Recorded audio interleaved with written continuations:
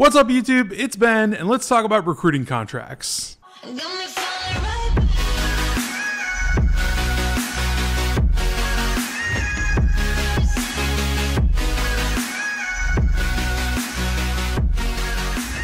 All right, guys, so today I wanted to make a quick and dirty short video for you guys just to make sure that when you send out your recruiting contracts that you have all of the necessary clauses and components that need to be in that document. Ultimately, these are the things that are going to keep you protected if the ish hits the fan, right? If you know what I mean. If you don't get paid, if you're getting paid late, if your client's being an that type of deal. You want to have this stuff in writing so that you make sure you are protected. Ultimately, also, you want to make sure the client's protected.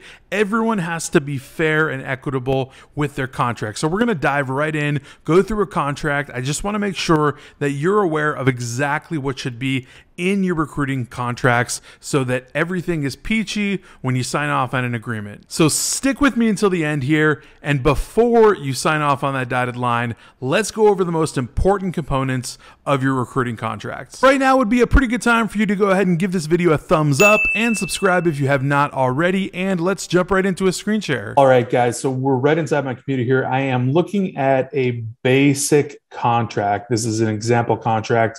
So it's basically a skeleton of what you need. Essentially, I'm going to go top to bottom. I'm not going to bore you whatsoever with all the legalese. I'm just going to cover the simple components and clauses that you absolutely 100% need to have that are super important. So let's go from the top, right? Clearly, these items are really, really simple. Company logo, putting those things up top, making it all pretty, all that. Right here where I have your company name and client name, this is basically an identifier that you would want to put on the header just so that the rest of the contract itself, when it references things like the agency or the client, it knows exactly who's being talked about, right? That's all that this is for, right? So pretty it up, make it look real nice and fancy for your client.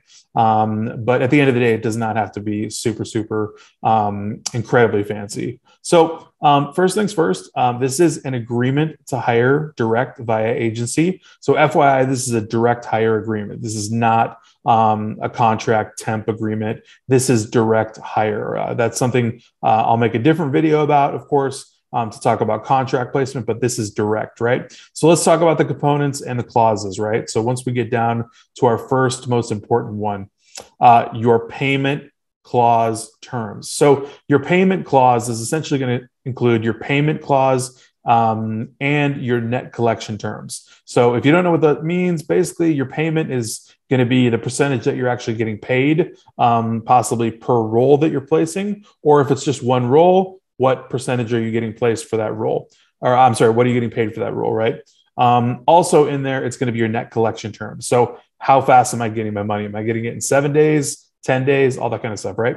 So just to go down in here, there's a little bit of math that goes into this, right? So what this states is per candidate placement made to the agency, we're going to get paid no less than X percent, right? So you're going to put in whatever percentage that you're going to get paid, right? If you're charging 15%, great. 20%, great, right?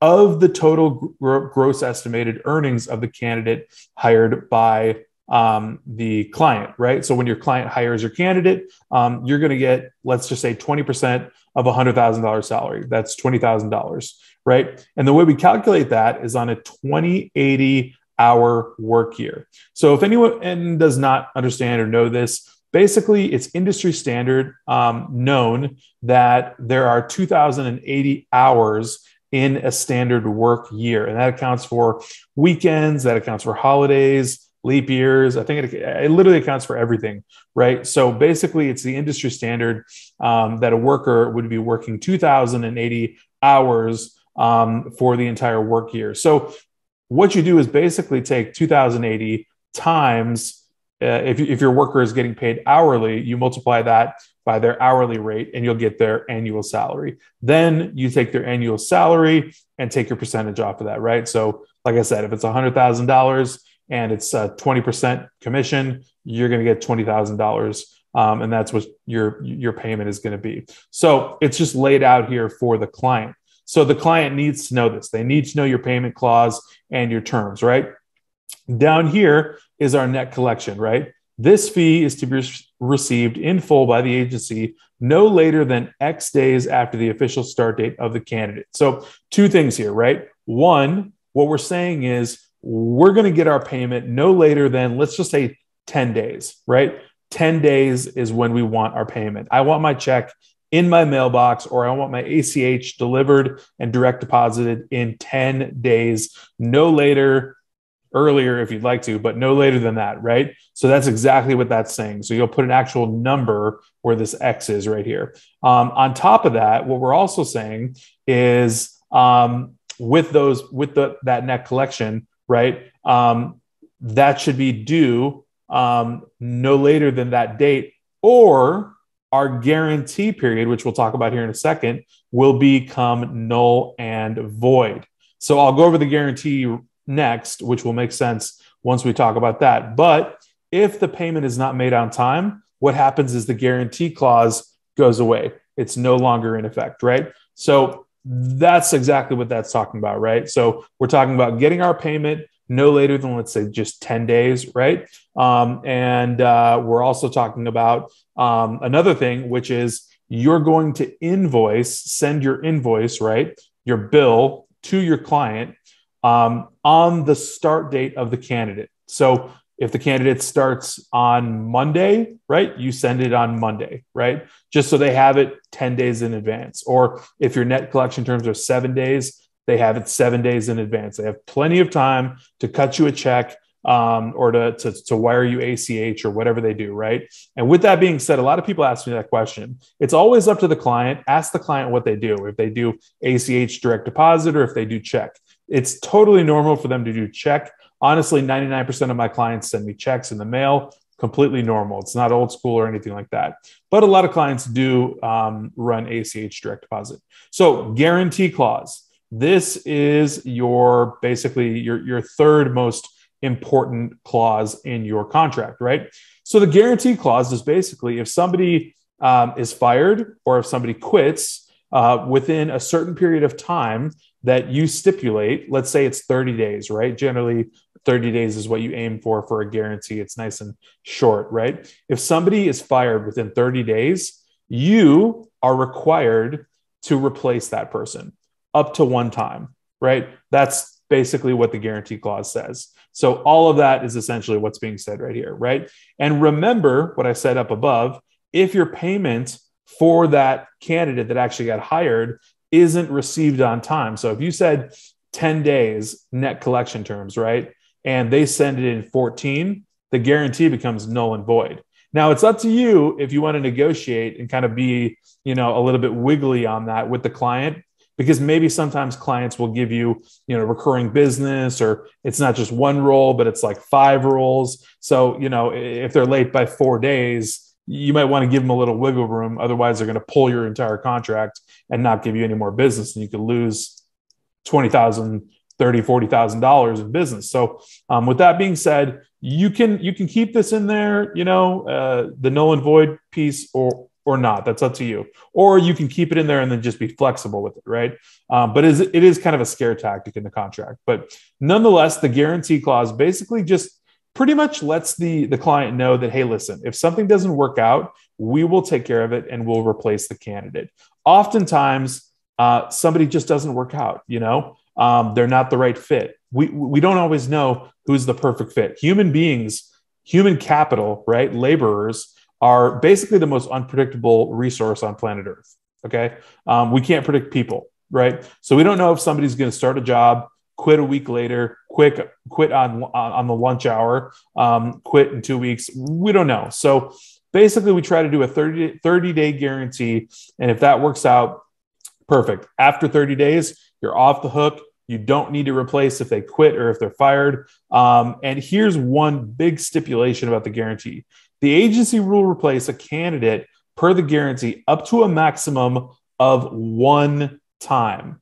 So it's not a revolving door, right? Your guarantee is not going to be revolving. So it's not like if somebody quits or is fired, you replace someone. And then if that person quits, you replace someone. Then if that person quits, it's not like that. You replace up to 1 time maximum. And that's stipulated right here in the guarantee clause. The bottom one here is candidate engagement and ownership clause. Okay, so here's the deal with this, right? So lots of times clients are doing their own sourcing or internal recruiting, or they might have a different party also recruiting for some of the roles that you're recruiting for, right? So with that being said, for instance, maybe your client talked to a particular candidate around the same time that you did. And I say around the same time because that's exactly what this clause here stipulates, right? So basically, I'm not going to read this entire thing to you here, but what it means is whoever talked to that particular candidate first, right, to be proven by emails, text messages, calls, word of mouth, right? Whatever the candidate says, that kind of thing. If you could put all that evidence together, right? And that's kind of what this all says here, right? It's to be qualified by either party, providing genuine proof with any evidence and all that kind of stuff. Not limited to digital conversations, emails, texts, phone calls, in-person interactions, face-to-face interviews, express applications, meaning if they applied to like an Indeed ad or something online or anything like that. If your client can produce something that says, well, they applied to us 2 weeks before you sent them in. And by the way, here's the application. We have it via email. I'm going to shoot it over to you. And it's dated, time-stamped, right? That they actually did apply. You're SOL. You don't own that.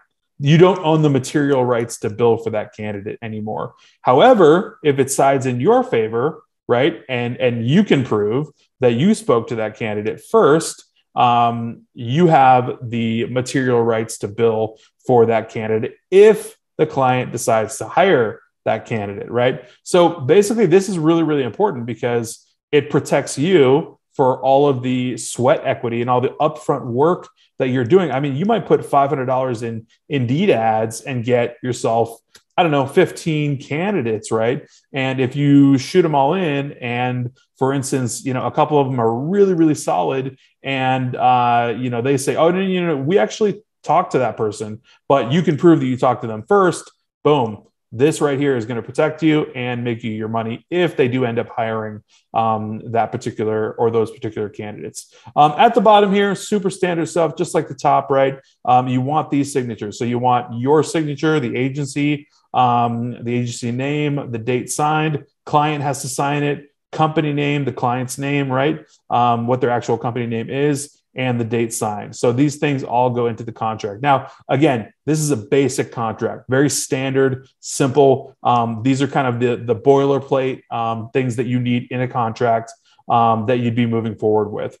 There's lots and lots of stuff that you can add to your contract. And oftentimes there's going to be plenty of alterations, right? So your client may or may not want to negotiate with you and change different things, right? Like they might not like your guarantee. They might want it longer. They might want your fee to be lower. Might want your net terms to be 30 days instead of 14 days.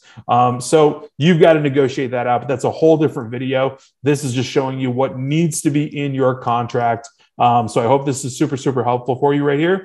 And I'll pop back out and see you on the other side. All right, guys, cool. So I hope that screen share was super, super helpful. I hope it showed you the components, the clauses, the things that you absolutely 100% need in your contract. Like I said, that's a basic contract. It's a very standard boilerplate contract that you would need. Lots of things you could add into that, but those are the core elements that you would need before you 100% sign on the dotted line with a client. Hey guys, make sure that you are in my Facebook group. Link in description, 6-Figure Recruiters. If you're not there, there's 10,000 other recruiters and entrepreneurs just like you watching this type of content, learning more about recruiting and staffing, one of the hottest industries going into 2022. Definitely want you to join the group. Link in description, like I said. If you enjoyed this video, thumbs up, please. Subscribe if not already. Hit the bell alert button so you know every single time I come out with a brand new video. Until then.